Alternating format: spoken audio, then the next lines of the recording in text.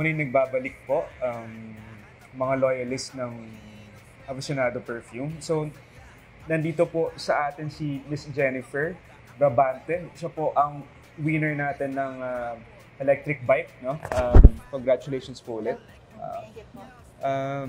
Paano nyo po nalaman yung raffle draw po namin? Or sumali na po ba kayo before sa first and second raffle draw namin? Hindi pa po. Ngayon pa lang po. Nung bumili po ako sa Aficionado po. And then, inalok din po ako ng ate, seller. Nung staff, nung seller, no? Okay. So, third raffle draw na kayo sumali. Nakailang hulog po kayo ng sobre? Hindi ko na rin po maano yung mga lima rin po. 5 lang. Sa one day o magkakaibang Ibang araw din po. Okay. Swerte nyo, 5 lang ang sobre ang nyo.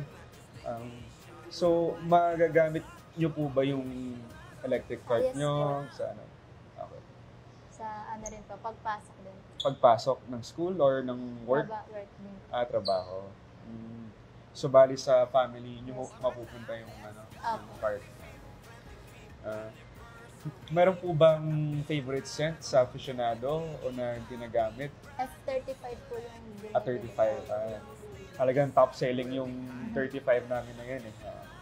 So, may last few words po ba kayo sa mga sumusuporta sa Aficionado? Maraming salamat po sa Aficionado and kay Sir Joel din po. And then kay God din po na nanalo rin po at sa raffle din. Ayun. Maraming salamat po, no? At legit po ang raffle draw namin at hindi po ito scam, no? So, once again, congrats po ulit, Thank you Miss po. Jennifer, no?